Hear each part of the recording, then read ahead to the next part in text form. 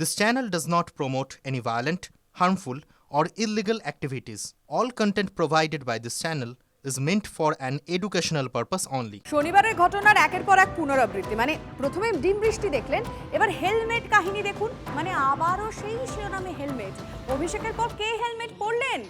এবার খোকন দাসের মাথায় হেলমেট। বর্ধমান দক্ষিণের প্রাক্তন তৃণমূল বিধায়ককে আজকে আদালতে তোলা হয়। আচ্ছা, আদালতে তোলার সময় কেনই বা হেলমেট প্রয়োজন হয়েছে? কোর্টে নিয়ে যাওয়ার সময় মাথায় হেলমেট পরিয়ে নিয়ে যাওয়া হলো খোকন দাসকে। তোলাবাজি, হুমকি, মারধর, ভোটে হিংসার মামলায় গ্রেফতার প্রাক্তন তৃণমূল বিধায়ক। আর যখন তার কোর্টে যাওয়ার সময় হয়েছে, ভয়তে আগাম হেলমেট পরে নিয়েছেন। বোধহয় শনিবারের ঘটনাটা বারবার তার মনে পড়েছিল। ওই জন্য দুটো ছবি আরো একবার আপনাদের সামনে। ছবির এখানে শেষ নেই, আরো ছবি আছে। শুধু কি জেলা, এবার খাস কলকাতার ছবি দেখাবো আপনাদের। তৃণমূল কাউন্সিলরের বাড়ি ঘিরে বিক্ষোভ। শিয়ালদায় কাউন্সিলর শচীন সিং এর বাড়ি দেখুন, সেই বাড়ির সামনে আবারও ডিম বৃষ্টি। কাটমানি নেওয়ার অভিযোগে বিক্ষোভ সাধারণ মানুষের। বেআইনি পার্কিং থেকে তোলাবাজির অভিযোগ, এবং সে কারণেই একেবারে বাড়ির সামনে ডিমের খোলা ছয়লাভ হয়ে রয়েছে। ছবিটা দেখে বুঝতে পারছেন যে সেই মুহূর্তে কিভাবে ডিম বৃষ্টি হয়েছিল। আমরা এতক্ষণ জেলার ছবি দেখছিলাম, আর এবারে খাস কলকাতায় ছবিটা দেখতে হলো। একেবারে তৃণমূল কাউন্সিলরের বাড়ি ঘিরে সাধারণ মানুষের বিক্ষোভ, প্রচুর অভিযোগ তার বিরুদ্ধে। এই ঘটনা ঘটেছে শিয়ালদায়। কাউন্সিলর শচীন সিং এর বাড়ি ঘিরে এই বিক্ষোভ। হ্যালো, আমরা পাবলিক আছি এদিকে। এরা বলেছে টাকা দাও, পয়সা ঘর বানাবো। প্রথম কথা এদের এসেছে, ঠিক কত চাকরি খেয়ে নিয়েছে, কত চাকরি দিয়ে বার করেছে, তো পয়সা নিয়ে চাকরি দেবে বলেছে, চাকরি দিইনি এরা। ঠিক আছে, রাস্তার মধ্যে আপনি যাবেন, পুরো রাস্তার মধ্যে ইট বালু রাস্তার মধ্যে ফেলা আছে, মানুষ হাঁটতে পারছে না। আপনি খালে যাবেন, খালের মধ্যে হাঁটতে পারছে না মানুষ, পুরো গাড়ি লাগিয়ে বেআইনি পুরো পার্কিং তুলছে। পুরো ধারবাদ বাহিনীরা এরা আছে, যে ভালো মানুষ আছে ওদেরকে এরা অত্যাচার করেছে। এরা 2021-এ আমি বিজেপি অ্যাক্টিভ কর্মী। ওরা যেদিন কাউন্টিং ছিল, আমি তো নেতাজি ইন্ডোর স্টেডিয়ামে ছিলাম। ওইখানে আমি খবর পেলাম যে এরা বাড়িতে ভাঙচুর স্টার্ট করেছে।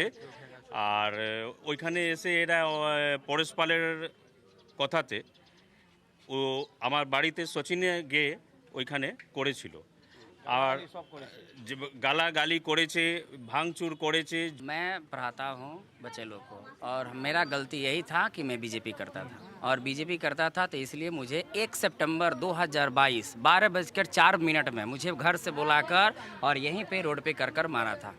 बोला था तुम बहुत बीजेपी के दलाल है, बीजेपी करता है 2022 में, जब ये काउंसिलर बना था तब ছিল। তো আমাদের গাড়িতে নিয়ে এসছে, বলে চাকরির নাম করে 50,000 টাকা করে নিয়েছে আমাদের গাড়িতে, বলে আমরা চাকরি দেবো। কোথায় চাকরি দেবে উনি জানে, বলে আমরা চাকরি দেবো। যখন আমার ছেলেদের নিয়ে একটু আমরা জমা দিতে এসেছিলাম চিঠি, তখন বলেছে আমরা চাকরি দেবো। 50,000 টাকা করে আমাদের কাছে নিয়েছে। সেই যে 50,000 টাকা নিয়েছে, ওর কোনো চিনাসি পাইনি, ওরা কোনো টিকি পাইনি খুঁজে। 50 কেন, আমরা 1 লাখ টাকার মতো আরও আদায় করে নেবো, আমাদের আদায় হ্যান্ড ওভার করে দেবো।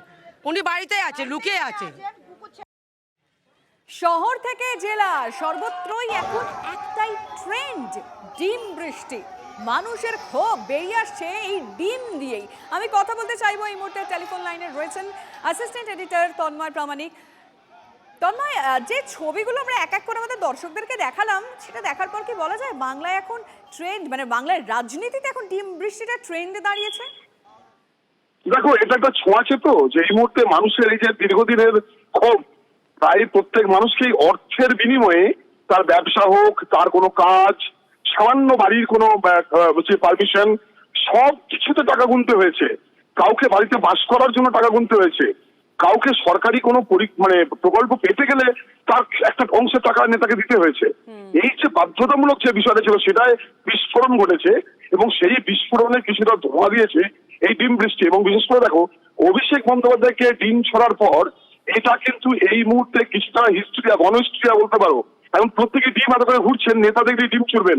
সেটা তুমি সনদের ক্ষেত্রে দেখতে পারো, যিনি এমএলএ ছিলেন এমএলএ বা উত্তর 24 পরগনার তৃণমূলের নেতা সনদ দেব, তার ক্ষেত্রে ডিম ছুটছে। বর্ধমানের কাটোয়া রবীন্দ্রনাথ চট্টোপাধ্যায়, তাকে ডিম ছোড়ার চেষ্টা হয়েছে।